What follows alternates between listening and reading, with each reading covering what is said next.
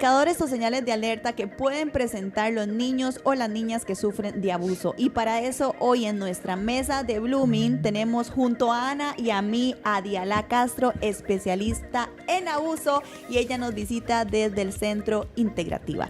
Ana, Diala, un gusto tenerte por acá. Ana, ¿cómo estás? ¿Cómo Buenos amaneciste? días, Buenos feliz, días. feliz. Este tema se las trae, Sí, es bastante importante, no se puede ocultar, pasa. Desgraciadamente, de hecho, el otro día, antes de que comencemos, estaba diciéndoles yo a Majo que el otro día leí que el incremento o sea, los casos que han incrementado más de violencia son contra los niños, contra las infancias.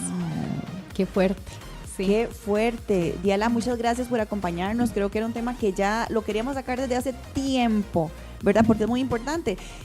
Queremos saber cuáles son las diferencias, ¿no? Porque es que pueden ser que, qué sé yo, que yo vea tal vez a un adolescente en silencio, que yo diga, es que es muy callado esa parte, o no, tal vez no es eso, ¿verdad? Tal vez son un montón de cosas que no sabemos, porque de ahí no nacimos aprendidas, ¿verdad? Y no sabemos cómo diferenciarlo. Muchísimas gracias por venir hoy a acompañarnos con este tema tan importante. Muchas gracias por la invitación y muchas gracias por visibilizar algo que sucede muy frecuentemente en las familias.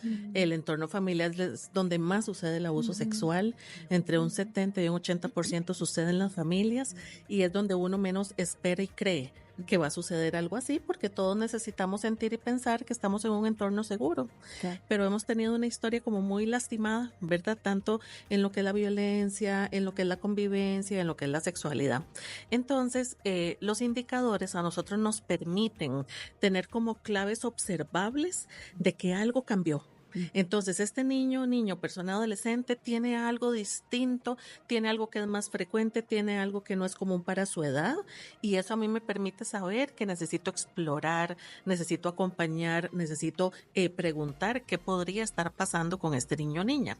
Cuando estamos hablando de indicadores de abuso, entonces estamos hablando de signos que pueden ser observables, porque yo los puedo ver, pero existen otros signos que son los que las personas cargan por dentro, ¿verdad? Entonces vamos a tener aquellos que vamos a poder ver en conductas y otros que vamos a poder saber cuando las personas no los cuentan o no los dicen. En situaciones de abuso de niños y niñas y de personas adolescentes, tenemos indicadores que se categorizan de alto riesgo, porque el que los observemos y se presenten podría indicar que una situación de este tipo podría estarse presentando. No existe uno que se pueda decir, como tiene esto de fijo, está viviendo una situación de abuso, ¿verdad? Excepto unos físicos como muy específicos, ¿verdad? En niños y niñas. Entonces, es muy importante, digamos, que sepamos que a veces vamos a tener indicadores que las personas sienten que son indicadores de alto riesgo, pero no necesariamente lo son. El primer indicador por excelencia de alto riesgo es que una persona diga que vive una situación de abuso. Que es a veces uno que las personas no toman tanto en cuenta, porque creen que hay otros indicadores más importantes. Pero cuando una persona menor de edad relata que algo le está sucediendo, con las propias palabras que lo puede decir un niño o una niña, es el primer indicador que nosotros tenemos que tomar en cuenta, y es el que más se sugiere como el más importante de todos, al que tenemos que atender. Y este es porque ya para que una persona adolescente lo cuente es... O niña, no, digamos, hace poco hubo un caso, no sé si se dieron cuenta, de México, que se hizo muy viral, de una niña que fue abusada por dos profesores. Sí. Ajá. Y la niña llegó a la casa, la mamá la quería bañar, y la niña no quería porque le dolía.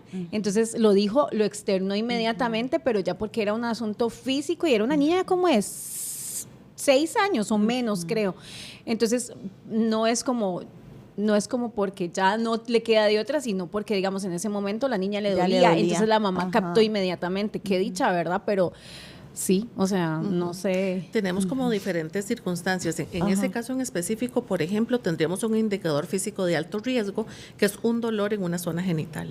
Por ejemplo, entonces un dolor en una zona genital, una secreción en una zona genital, una infección en una zona genital, que no tiene otro tipo de explicación, y en donde la persona adulta tuvo la sabiduría de acercarse y preguntar, ¿verdad? ¿por qué te duele? ¿Te pasó algo? ¿Hay algo que quieras contarme? ¿Verdad? Propició una revelación, es decir, que hubiese un relato. Entonces ahí tendríamos un indicador de alto riesgo físico en una zona sexual, ¿verdad? Que además trae un relato. Entonces ahí digamos como que definitivamente somos las personas que acompañamos, los adultos, los que vamos a generar espacios seguros para que estos indicadores puedan realmente, ¿verdad? Como brindar las pautas para las acciones que hay que seguir, ¿verdad? Entonces, generalmente la revelación de abuso y los relatos de abuso son no intencionales, como en esta situación. Fue algo que hizo que esa niña lo contara, pero los niños y las niñas se debaten por años. Esto está bien, está mal, esto es normal o no es normal, lo cuento o no lo cuento, si lo cuento puedo perjudicar a tal o tal persona o puede ser que no me crean. Entonces las revelaciones generalmente son no intencionales y pueden tener un carácter accidental, que alguien se dio cuenta por alguna razón. Entonces sí tenemos que saber que estamos haciendo. Yo creo que ya en las casas se habla muchísimo más del tema del abuso. Las personas adultas están informando más. Entonces esto está propiciando que pueda haber más revelaciones, más prontas, porque hace unos años teníamos una estadística de que solo lo decía el 10% de las personas que lo habían vivido y que duraban aproximadamente 8 años en contarlo. Entonces imagínense, la gran mayoría nunca lo contaba y esa es la experiencia clínica de uno. Cuando está en un grupo, cuando está teniendo a veces motivos de consulta muy distintos y lo que hay detrás es un abuso. Entonces, el silencio es una de las respuestas típicas, ¿verdad?, que acompaña lamentablemente las situaciones de abuso porque son personas conocidas. Yo no espero que un profesor, como en ese caso, que un familiar me realice este tipo de actos y por ende el silencio se configura como una respuesta. Y yo creo que también a veces muchas personas les amenazan, ¿verdad? Ay, claro. Es que si haces esto, mira, o es un jueguito. Si lo le contás a tu mamá, se va a enojar con vos, ¿verdad? Entonces de ahí son personas. O peor, ¿verdad? Le voy a hacer algo peor, o sea, si usted cuenta eso. Bajo la amenaza, ¿verdad? Sí. Existen muchos métodos, claro, son métodos de atrapamiento. Los métodos de atrapamiento es, por ejemplo, engañar a los niños. Lo que te estoy haciendo es una broma, es un juego, lo hacen todas las familias, lo estoy haciendo para ayudarte. Entonces puede haber engaño, puede haber chantaje, puede haber amenazas. Y las amenazas generalmente cuando se presentan, digo yo siempre que son como muy finas. Es algo que al niño le importa. No hacen amenazas así como de cualquier cosa, sino temas que saben que a los niños o a las niñas o a las personas adolescentes realmente les va a producir una respuesta de silencio y de miedo, ¿verdad? Entonces, las respuestas de atrapamiento y todos estos actos que se cometen que hacen que una situación sea abusiva, a nosotros en serio nos tiene que hacer comprender que el abuso es un acto planificado. No es un acto al azar ni es un acto impulsivo. Tiene este carácter de planificación y la persona sabe lo que está haciendo, si no, no ejercería ningún tipo de poder o ese tipo precisamente como de amenazas. Sí, como hace poco que escuché que en un caso se dijo, es que cualquiera comete un error. No, eso no es un error. Error es como un accidente. Eso Exacto. es como dice ella, es planificado. Fríamente calculado. Sí, entonces, volviendo al tema de los indicadores, ¿verdad? Tendríamos indicadores físicos como los mencionados, que haya, por ejemplo, algún tipo de lesión o algún tipo de sintomatología en las zonas genitales de los niños y niñas que es absolutamente fuera de lo esperado para la edad, especialmente aquellas que son recurrentes, ¿verdad? Y que se presentan de manera frecuente y no hay otra explicación, digamos, o sea, no hay una explicación física que nos explique lo que está precisamente sucediendo. Evidentemente, por ejemplo, en nuestro país, si tenemos una persona de 11 años, de 12 años que tiene un embarazo, siempre que hay que indagar, ¿verdad? Si hay una relación impropia detrás, si hay una situación de abuso detrás, porque se presume, digamos, que esa etapa es una etapa evidentemente donde las niñas no tienen por qué tener una situación de embarazo.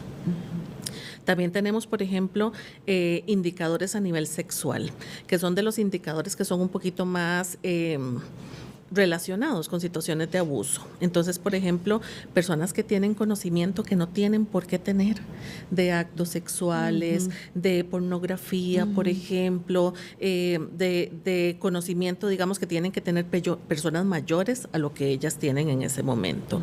O niños y niñas que intentan, ya sea por medio de juegos con muñecos, de sus propios juguetes o con otras personas, reproducir algunos de esos actos que están siendo siendo vividos u observados precisamente, digamos, dentro de las situaciones abusivas. Entonces empiezan a tener conductas sexuales, digamos, con este tipo de, ¿verdad? En este tipo de momentos de juego o en interacción con otros que no deberían de tener tampoco este contenido a nivel sexual.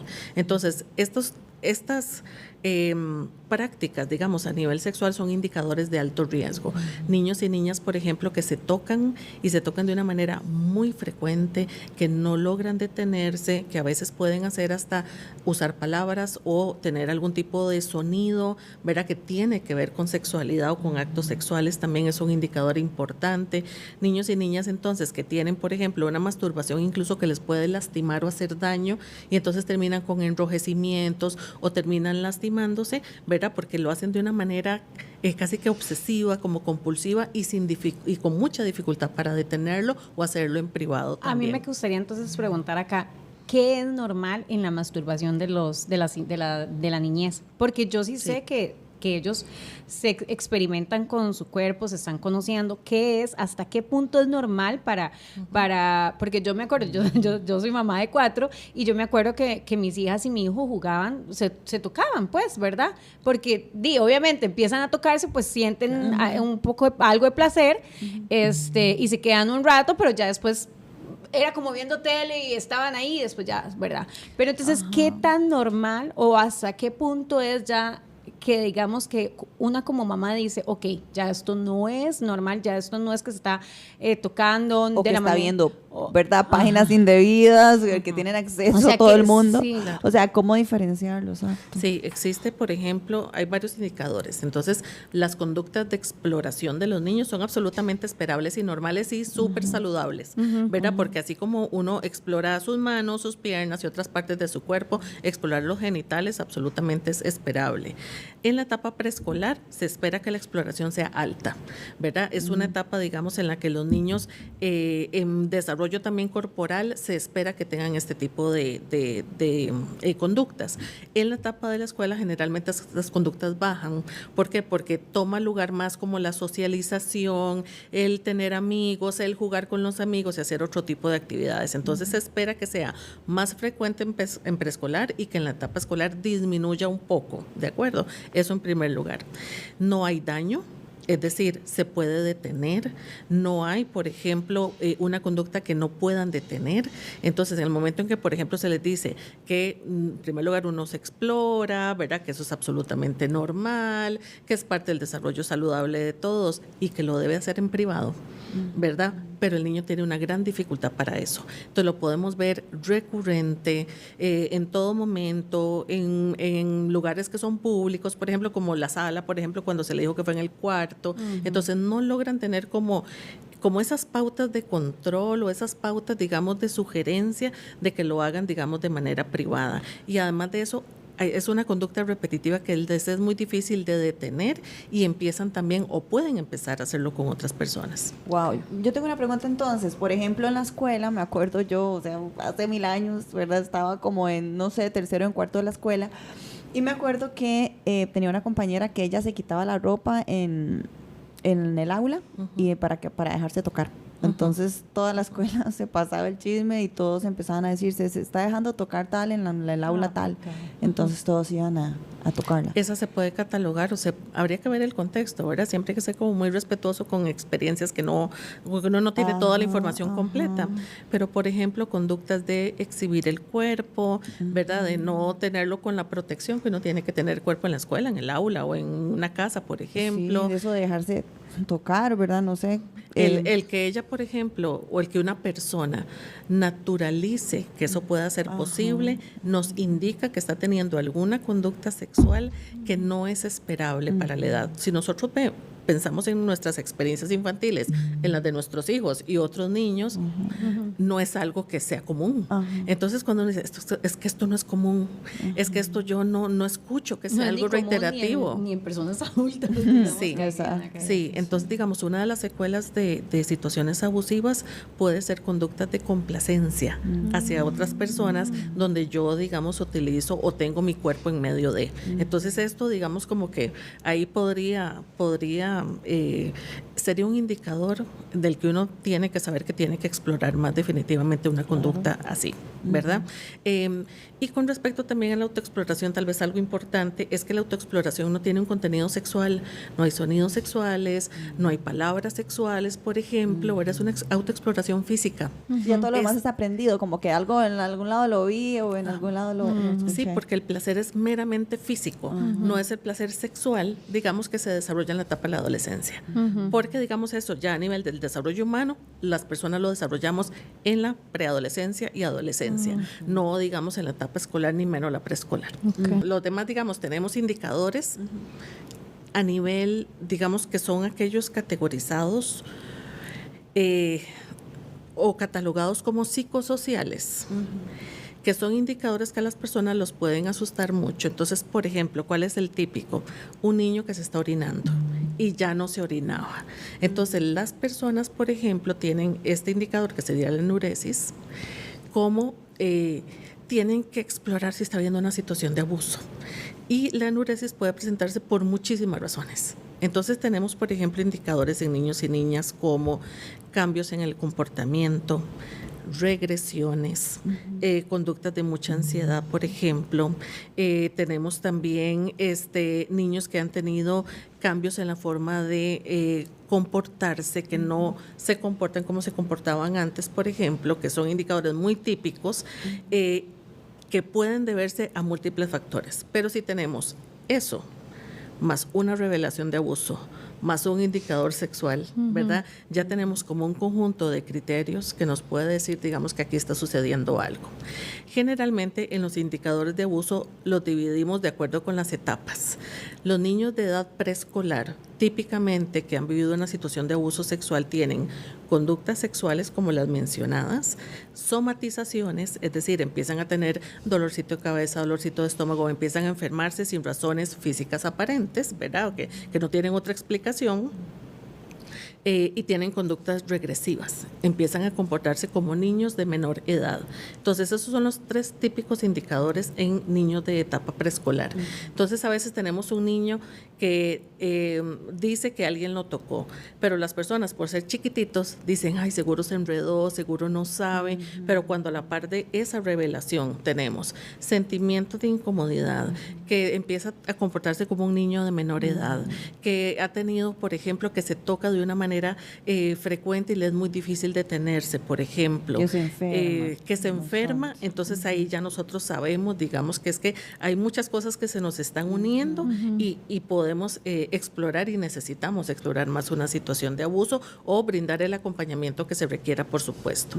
En edad escolar podemos tener esos indicadores, pero además bajan las notas, baja el desempeño académico, ¿verdad? Existen 2 posturas, la mayoría baja las notas, tiene dificultades para concentrarse, tiene dificultades para poder sentirse seguro, entonces eso impacta todas las áreas de su desarrollo, pero existen otros, es un grupo pequeñito que empiezan más bien a sacarse unas notas de 100 corrido, un desempeño absolutamente, digamos, impresionante, como una forma de ocultar también lo que está sucediendo. Sí, entonces, seguro se enfoca en eso. Eso es un grupo muy pequeño, digamos, la mayoría lo que hace es disminuir como el rendimiento, ¿verdad? E incluso dejar de disfrutar como actividades que antes realizaban. Y cuando entramos en la etapa de las personas adolescentes, ¿verdad? Ahí ya se nos unen, por ejemplo, conductas agresivas, se nos une, por ejemplo, fugas de la casa, ¿verdad? No querer estar en ciertos entornos en la casa, si es la casa, por ejemplo, y uno de los indicadores que está más asociado con las situaciones de abuso, especialmente las que han sido reiterativas, es el uso de drogas. Esa es, digamos, la que más está relacionada con, digamos, lo que también se llama experiencias adversas de la infancia. El abuso sexual y otros tipos de violencia son experiencias adversas de la infancia. Y en la etapa adolescente, el ligamen número 1 es el uso, empezar con el uso, seguir con el hábito y generar ya un proceso de dependencia con sustancias. ¡Wow! ¡Qué impresionante! Así es. Y entonces aquí abarcamos esta pregunta que es la que mencionaba Ana ahorita. ¿Cuáles son los factores de riesgo más comunes para, en el cambio emocional y conductuales, ¿verdad? Que es lo que acabamos de tocar. También te quería decir por acá esta pregunta muy importante, si hay diferencias entre estas señales, ¿verdad? O conductas de abuso entre niños o niñas, o son las mismas. Típicamente, digamos, lo que se ve a nivel de desarrollo es que los chicos pueden tener conductas más agresivas, por ejemplo, entonces tener una tendencia más como a la agresividad, y las chicas un poquito, o incluso hacia el aislamiento y la agresividad, y las niñas, digamos, más como también hacia la ansiedad, pero la parte como más de tristeza, más depresiva, pero esto es un factor general en niños y niñas, ¿verdad? Que las niñas tienden como a tragar un poco más, digamos, como lo que les sucede, y yo creo que eso también sucede en la vida adulta, ¿verdad? Como a interiorizar, a tragar ansiedad, como depresión, ver a las dificultades en el autoconcepto, la autoestima, etcétera, y los niños, ¿verdad? Por la misma parte cultural y de la socialización puede tender a hacerlo hacia afuera, ¿verdad? Que serían un poco más como las conductas agresivas.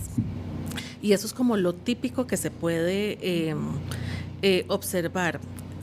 A nivel estadístico, la prevalencia siempre ha sido mayor hacia niñas. Entonces, por ejemplo, se estima que 1 de cada 5 o 6 niñas ha vivido una situación de abuso y 1 de cada 9 o 10 niños. Entonces, yo siempre cuando trabajo esto en centros educativos y trato de sensibilizar a las personas docentes, yo en su aula hay, y puede haber muchos. Claro. Y estas cifras siempre son generalmente como una cifra inferior a lo que realmente se presenta. Sí, porque no se ve todo, no todas las personas denuncian y no digamos, no podemos saber la magnitud de lo gigantesco que pueden ser los abusos que están viviendo las personas. Justamente por lo que decías al inicio, que como son en entornos donde supuestamente se debe de ser seguro, ¿verdad? Que el vecino, que la vecina, que el tío, que un cuidador, por ejemplo. Así es. El silencio es la respuesta número 1 ante el abuso sexual. Entonces, cuando los niños revelan, ¿pero por qué no me contó antes? Porque el silencio es la respuesta típica del abuso sexual. Y tenemos que tener en cuenta en los indicadores que tenemos entre un 30 y un 40% de los niños que no muestran ningún signo. Ay, no, qué fuerte. Lo cual, por ejemplo, la gente dice, pero yo no le veo absolutamente nada. Sigue acercándose a esa persona, le sigue conversando, sigue jugando con esa persona, porque las personas también tenemos la idea de que los niños se alejan de esa persona, y a veces sí y a veces no. Y no, ¿cómo van a alejarse, verdad? El otro día decíamos que hay muchísimas personas que se sientan en la mesa con sus abusadores. Claro. ¿Cómo van a alejarse de estas personas? Pensemos en la cantidad y viven atemorizadas esas personas. Claro. O, vamos a ver, cuando nosotros nacemos, nosotros tenemos toda una disposición biológica y psicológica para acercarnos a nuestros cuidadores. Cuando los bebecitos nacen, alzan los brazos, hacen ojitos, lloran, etcétera. ¿Para totalmente dependientes. Totalmente. Y también es este impulso natural de que el otro esté próximo y cerquita a mí para yo poder sobrevivir. Eso es a nivel, digamos, que de pura sobrevivencia física y psicológica. Pero conforme pasa el tiempo, son personas a las que también uno quiere, a las que también uno estima, que forman parte de mi vida. Y estas personas en muchas ocasiones tienen como conductas que son apropiadas y conductas abusivas. Entonces, los niños y las niñas realmente se confunden. Porque es el que nos da de comer, con el que nos sentamos a jugar, aquel que me lleva y me trae, por ejemplo, a diferentes actividades, y la persona que también me abusa. No hay forma de que el ser humano logre como empatar esos dos roles. Si son roles absolutamente contradictorios, es protección y daño. Es absolutamente contradictorio. Por eso los niños no saben qué hacer, no saben identificarlo, no saben qué pensar, y hay múltiples situaciones donde es la persona con la que me tengo que sentar, es la persona con la que me tengo que montar en el carro, como la que me tengo que ir en el bus, y es la persona de la cual yo también tengo terror. Claro que sí. Digamos que yo como mamá, yo me recuerdo que cuando entraron al kinder y cuando entraron, ¿verdad?, a esta etapa, yo siempre, todos los días se los iba a recoger, todo bien, no lo tocaron, no le hicieron, o sea, fue y se me quedó tanto que ahora están en la universidad y cuando llegan, igual les pregunto, ¿las acosaron? ¿Les hicieron algo? Cuénteme, ¿verdad? Usted sabe. Entonces, digamos que cuando les ha pasado algo, por dicha, muy poco, es como que les gritan algo o lo que sea, que uno dice muy poco, ¿verdad? Porque estamos tan acostumbradas a que nos abusen de todas las formas posibles, ¿verdad? Que decimos que qué dicha que nada más nos gritaron cosas, ¿verdad? ¿Verdad? Es como con que no debería, pero espero que me entiendan, digamos, a lo que el punto. Entonces, siempre he hecho como esa apertura de que mis hijas y mi hijo siempre tengan esa confianza, porque me acuerdo que desde muy pequeños, desde que entraron en el kinder, yo soy de las que le pregunto, ¿usted sabe? Y les decía, si les amenazan que me van a hacer algo, no, recuerden que su mamá es súper heroína, yo tengo superpoderes. Entonces esas cosas, ¿verdad? Siempre se las he dicho, y yo creo que de verdad ellos creen que yo soy hasta la fecha, de verdad, ellos, mami, lo resuelve, ¿verdad? Ellos saben que si yo tengo que ir a la cárcel por ello, digamos, yo siempre les digo, de la única manera que a mí no me importa el Código Penal es por defenderles a ustedes, ¿verdad? Es lo único, es la única forma. Pero qué difícil es, ¿verdad? Porque aunque yo les dé esa apertura, aunque yo haga todo eso, y aunque como vos decís, que yo no note nada, ¿verdad? Porque un 30, un 40% de las personas, qué duro para una como mamá, ¿verdad?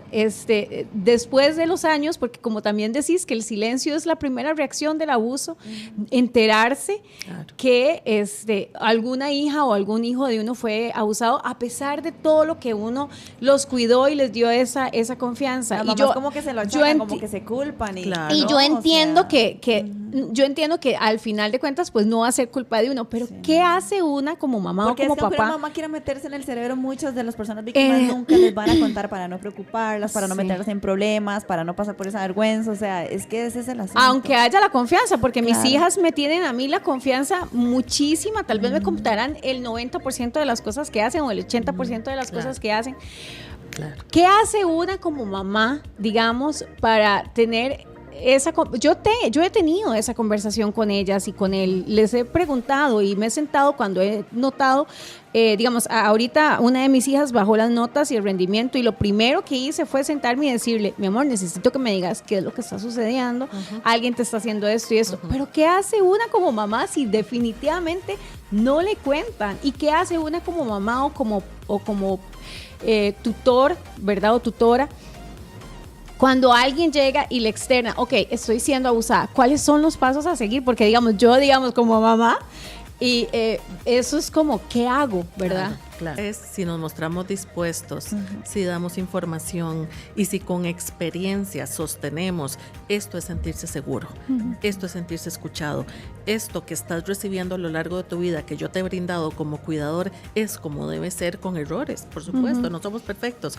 pero esto es la seguridad, sostenemos todo ese discurso, ¿verdad? Que nosotros también les transmitimos con la experiencia de que puedan sentirse a salvo y seguro y contenidos con nosotros. Sí, cómo abordar y cómo fortalecer a las personas que pueden estar atravesando por abuso, lo vamos a ver en el siguiente podcast. Yo me estaba adelantando entonces. Sí, y de hecho que también para adelantarles nos quedó una preguntita más de a la que era cómo afectan esas experiencias traumáticas de abuso en la infancia al desarrollo emocional y psicológico a largo plazo. Pero entonces vamos a dejar estas dos grandes consultas para el siguiente podcast. ¿Qué te parece? Perfecto. ¿Ok? Diala, ¿dónde podemos encontrarte? Redes sociales, número de teléfono, no sé cómo podemos contactarte. Bueno, en el Centro Integrativa, Integrativa Centro de Psicología y Desarrollo Integral.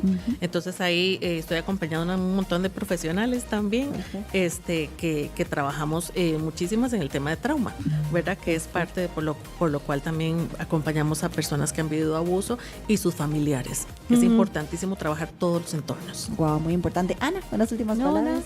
Yo esperando que me diga que me responda la otra. El siguiente podcast. Buenísimo, entonces nos vamos y ya regresamos. Muchísimas gracias por acompañarnos. Esto es Blooming Latinoamérica desde FEPSA Producciones.